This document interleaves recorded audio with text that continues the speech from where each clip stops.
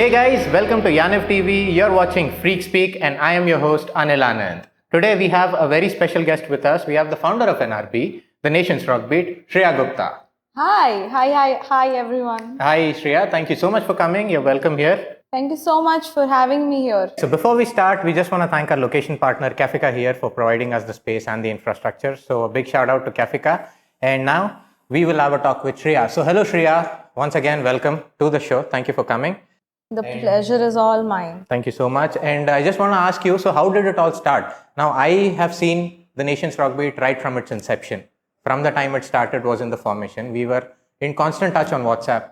You know, I was talking to you and things like that. But how did it start? How did the idea come? And how did it grow so much? Today, NRB is such a huge artist community. And I also am a part of the community. So how did it start and how did it become so big? So basically it's all about how it happens. जैसे सब बोलते हैं घर से शुरुआत होती है, तो हमारी भी शुरुआत घर से हुई थी. क्या बोला जाके कम्युनिटी बनाओ? मम्मी ने नहीं, बोला? पापा ने बोला इंजीनियरिंग कर लो, उसके बाद जो करना है कर लो. तो वहां से इंस्पिरेशन शुरू हुआ था कि अब पापा ने जब बोला है, एक चैलेंज ले किया है कि after engineering do anything whatever you want to. I'm like, why after engineering? I will do it while I'm doing engineering. So I think that's how it started.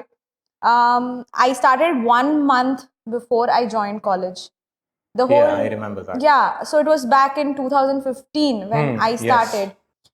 And the whole idea was to ensure that once you enter college or once you enter into a corporate world, these are two different phases of our lives. Exactly. And as soon as you enter that phase, you will automatically see yourself getting detached from the art. So that is when I thought, no, if I don't do it now, I will not be able to do it after 4 years. Yes, true. And that is the whole motive. Just told 4 of my other friends, guys, let's do this. They thought I am crazy and stubborn, but they thought, यार इसका पागलपंती है 5 चलो करते हैं. हाँ चलो It will only last 6 months. 6 months. उसके बाद खुद उसको अकल आ जाएगी. And then yeah, but then they didn't know that they didn't expect this level of stubbornness from me, that I just don't give up. And I think that's how it happened. But yeah, I'm blessed to have the kind of people that I have around me, and each one of them is a gem. And I will trade everything to have all 3 meals of my day with them. Wow, nice. So I am also glad for a fact that NRB is such a successful community today. And just so the people know, every year at HLF, NRB has a Nukkad. It is called the Youngistan Nukkad, wherein a variety of artists perform, right from beatboxers to rappers to comedians, even theatre for that matter. And NRB has completed 4 years very recently. And we were there at the celebrations. Yes. So, and it is also my anniversary in the sense that, I am a part of NRB and I completed 4 years in tandem with stand-up comedy. But yeah, how did you incorporate so many art forms? In the sense, you have writers. I would rather say we have writers. Yes, thank you. We have writers, we have theatre group, we have dancers, we have bands, we have regional bands, we have Telugu band, we have English band, we have a all-girl band, right? Which is called Algorithm. Yes. An amazing name that I thought. Thank you. And you have comedy, Merry and Mirth. So how do you incorporate so many departments and how do you manage all of them? Abhi to I can understand with 4 years in it, with the community manager in place, but before that? It's very simple. You don't sleep. As simple as that. I have not had enough sleep. I have a messed up sleep cycle. And I will probably face its consequences later in my life. But that's the only thing that kept things going. Because I had college and then I would come back, finish my work from college and then work on NRB and then ensure the events are in place or the artists are getting what they need. That's how it all happened. But it has been tough here after I joined the corporate. Yes. And that's why we have a community manager in place now and she's helping me a lot. But the whole idea for me was to build a creative space. And I don't know, I have not done the research, but I really think that this is a unique space that we have created, because we have talent management companies, we have artist management companies, we have acquisition companies, event management companies, but you really don't have a space where artists are auditioned, they are taken from the ground, the scratch level. They are like, we invest on their talent, we invest time to train them. We give them inputs on how to improve. We give them stage shows to see what is happening, what is working, what is not working. That kind of investment in time and training and resources is something is not available in the artist industry, in the community. And I think that is the lovely process where I see my artists grow. And that makes me like, this is what I'm doing, this is what I love. But on the contrary point here, like, you've seen your artist grow, but you already had one grown artist in your group. His name is Anil. Was that you? No, I was just kidding. But yeah, this is a perfect thing. After you join corporate, you have a corporate manager, a community manager who takes care of stuff. I want to talk something about comedy in particular here. Yeah. The comedy department, because I've seen all the other groups. Dance is so active, beatboxing is so active, rap is so active. The comedy department is being headed by me.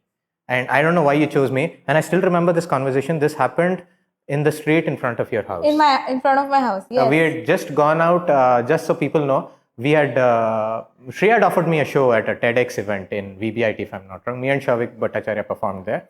And after that, we were dropping her home. And that is when you asked me to, if I would be interested in heading the comedy department and taking care of it. So why you chose me is what I want to know. Okay. And obviously, I am not doing a great job, for certain. but yeah, I want to know why you chose me.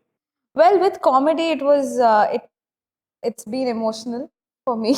Okay. Because I had a certain vision, and there were a lot of things that worked, that didn't work. But I am someone who is very intuitive in terms of taking decisions about what feels right at that moment. At that impulse. At that impulse. Yeah. If I feel that this person or this moment or this member is giving me a feeling that I should do this right now, I just take that call.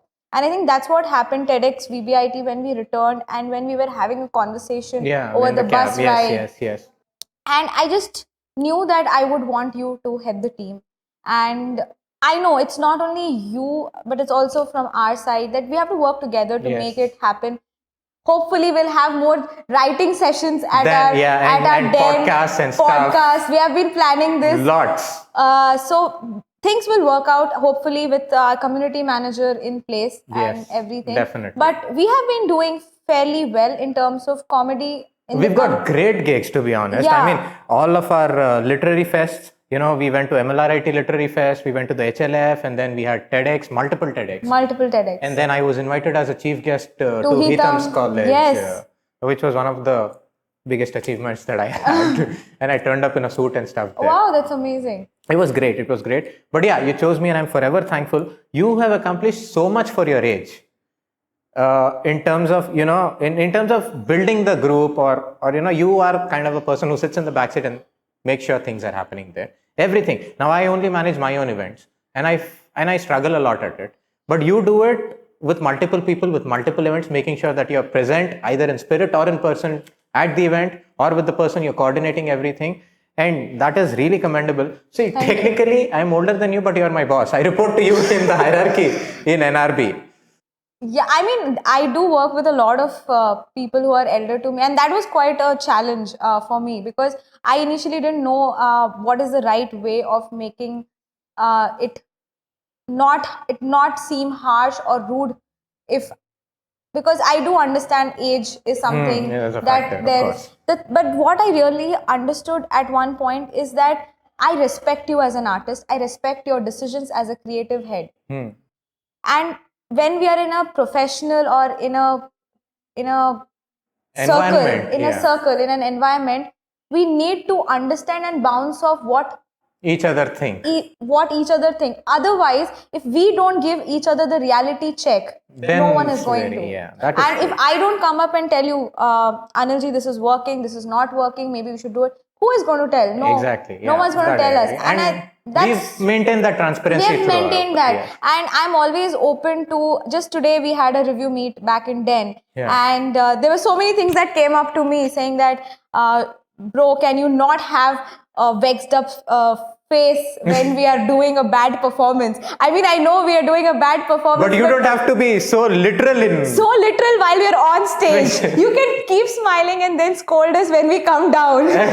I'm like, okay, I'm going to note that and I'll keep smiling while you guys are performing. So yeah, so these kind of, it helps me also grow as an individual, understand, because I didn't know that what they face on the other side. They were like, stage, yes, when yes. you have that expression, हमारा सारा self confidence वहीं पे खत्म हो जाता है. Yeah, I know, I've experienced that. I am like, okay, I didn't know it mattered so much. It does. And I was like, okay, this is something I will keep in mind from the next time and I will ensure. So it's a lovely process. The whole process of doing things together, learning, collaborative meetings, it's just amazing. Nice.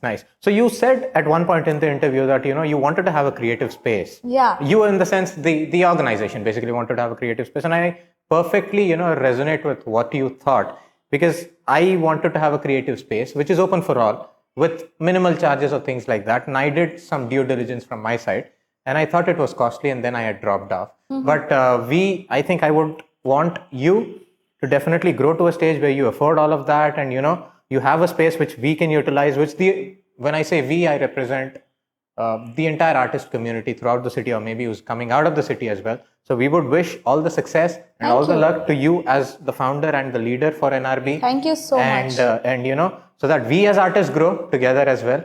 And we would do that. And now we'd come to the fun part of the interview. Okay. So this is not exactly fun also. It's just some crazy things that we thought. The interview, we just didn't want to keep it boring and all. Okay. So we are wanting to put the artist here in a spot. Not exactly a spot, but for all I know of you, you are an aspiring comic. I mean, you've never been on stage as much as I am, for sure. Just one time, and I was... And you got a standing ovation, I got a standing ovation, which was extremely honest. And people just loved it, and they gave genuinely... And I was the host, believe me, so I saw it like from a bird's eye view, that it was a very genuine standing ovation. People were blessed to see me perform that Exactly. day. So we would just want the audience, our digital viewers, to have a small glance of what is your writing thing. So can you tell us some jokes that you write? I don't write much. I just think it and then I'm like, this and is then you funny. leave it. No, I'm like, this is funny. Okay. It's all funny and I am laughing in my head. I'm like, this is going to sound so funny when I speak, but it doesn't.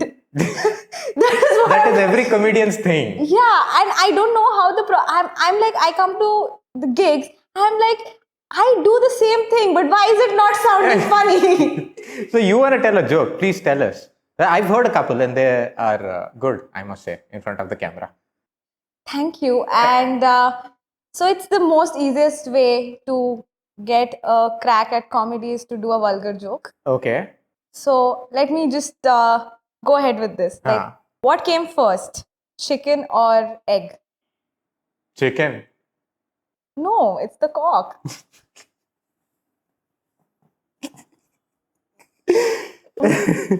Okay, at this point in the camera... See, this is where I deserve a standing applause. Definitely. I mean... Definitely. What is this? I have to clap for myself. Okay, I'd request our editor to incorporate some claps and laughs in the interview at this point. Yes, the background. Exactly, like the noise and stuff. The ovation and the everything. Ovations, yes. Any other joke that you have? No, it's just I've been very busy and I edit my material a lot. So you edited it completely, it is just a blank paper now? Yeah, and I think that's the best way to go about it. Just go on the stage and rant. And bomb. Rant is equivalent to bombing. So calm down. Okay, but having said that, man, it's a great process. You can try it, being honestly. You should be more on stage. Do you remember how I told you once I wanted to write about how I was locked in a washroom with a lizard?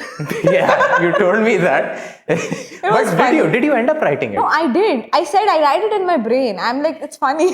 It's there and then you leave it? It's there. You perform it in the brain only and people are applauding in the brain? People are applauding. Then it is there. Yeah, everything. My poetry pieces, everything is in my brain. I am writing it. People are applauding it. Even I have practiced and I feel like I'll someday receive a Filmfare Award. And I've practiced my speech also in the brain and people are applauding.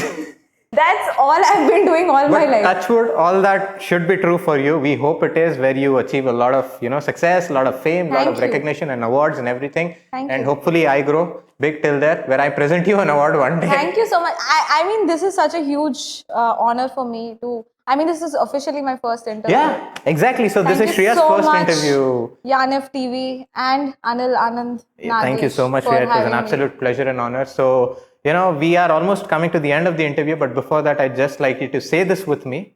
Okay? Sure. We would say this together. Okay. I'll say that first and then you memorize it. It's not big. Okay? Okay. You will say this with me. Okay? Okay. You would say, I am a freak, I keep art alive. I'm a freak. I keep art. Okay. Okay? With the camera. Okay. Towards the camera. Yeah, there. Okay? Yeah. I'm a freak, I keep art alive. Together. Together. I'm a freak, I keep art alive. Thank you so much, guys, for watching this interview with Shriya Gupta. I want to thank you again. And please subscribe to Yaniv TV for more videos, for more interviews and more, a lot of amazing shows and amazing gigs are going to come up on this channel. So please watch the space. Please subscribe it on all social media platforms. So we're going to come up next week again, or perhaps a week later with a brand new guest right here at Cafika. Again, thanks to them. Until then, my name is Anil. I'm your host. Keep watching Yaniv TV. Freakspeak. Bye.